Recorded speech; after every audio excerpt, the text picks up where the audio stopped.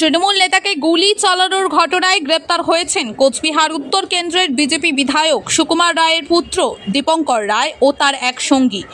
আজ শনিবার তাদের আদালতে তোলা হলে বিচারক 5 দিনের পুলিশি হেফাজতের নির্দেশ দেন। পুলিশ সূত্রে জানা গিয়েছে, ঘটনার সঙ্গে জড়িত থাকার অভিযোগে দুজনকেই গ্রেপ্তার করে কোচবিহার জেলা পুলিশ। ইতিমধ্যেই ঘটনার তদন্তে নামানো হয়েছে বিশেষ দল।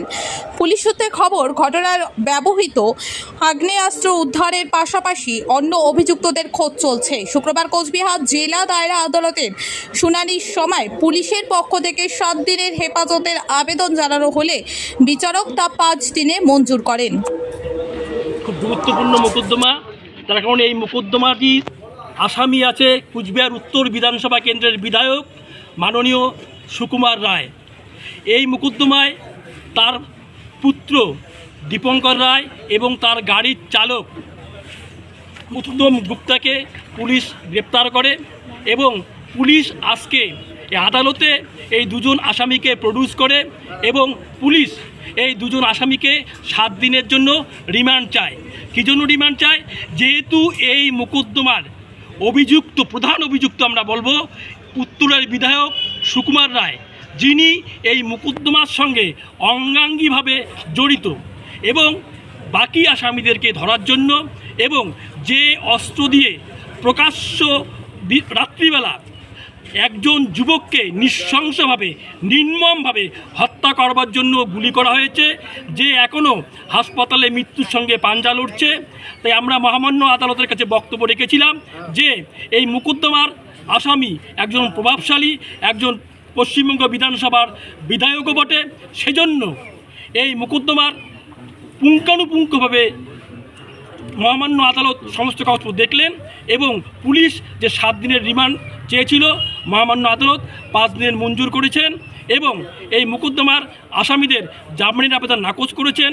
আগামী 10 তারিখে পুনরায় এই মোকদ্দমার কেস ডায়েরি, ইনজুরি রিপোর্ট এবং অন্যান্য সামগ্রী আদালতে প্রডিউস করবার জন্য তদন্তকারী অফিসারকে নির্দেশ দিয়েছেন। আপনার পরিচয়? শিবেন্দ্রনাথ রায়, আইনজীবী, কুচবিহার। আপনি কার আইনজীবী?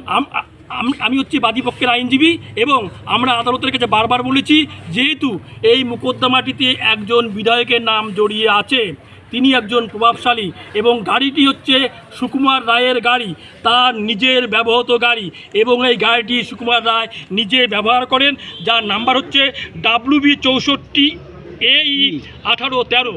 আমরাও জানি এই গাড়িটি হচ্ছে সুকুমার রায়ের নিজস্ব গাড়ি এবং সেই জন্য এই মোকদ্দমার স্বার্থে পুলিশ যে রিমান্ড নিয়েছেন এবং আমরা আশা করছি আগামী দিনে এর সত্য উদ্ঘাটন হবে। আরেকবার আপনার নামটা বলেন। শিবেন্দ্রনাথ রায়, আইনজীবী।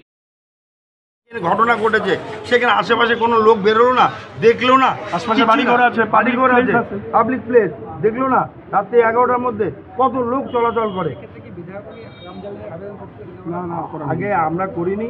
আগে দেখি যাকে অ্যারেস্ট করে রিমান্ড নিয়েছে, রিমান্ডের পিরিয়ডের সময় অন্য অন্য আসামিদের মানে করা যায় না। রিমান্ড ফেরত না আসা পর্যন্ত সিটি সমস্ত কিছু পুলিশের কাছে যেহেতু আছে, সেহেতু তদন্ত করছেন, এই মুহূর্তে করা যাবে না, পরবর্তীকালে আমরা বলব। আমরা নিশ্চয়ই উচ্চ আদালতে যাব, যেহেতু উচ্চ আদালতে অবশ্যই যাব না কেন, ফলস এবং ফেব্রিকেটেড কেস। সেই জন্য আমরা দলীয়ভাবে এবং লিগাল সেলগতভাবে আমরা আপার ফোরামে যাব, নিশ্চয়ই যাব না। তাই আপনাদের কাছে আপনারা কনস্টিটিউশনের 4th পিলার, আপনারাও এটা ব্যাপারটা দেখুন। এই ধরনের ব্যাপার চলে গণতন্ত্রের মৌলিক অধিকার এবং ব্যক্তি স্বাধীনতা হরণ হচ্ছে, গণতান্ত্রিক স্বাধীনতা হরণ হচ্ছে। মিথ্যা মামলায় জর্জরিত হয়ে মানুষ আর রাজনীতি করবে না, মানুষ আর কোনো দল করতে চাবে না আগামী দিন। সত্যি লজ্জাজনক ঘটনা। তাই ব্যাপারটা আপনারা দেখুন, আগামী দিনে যেন এরকম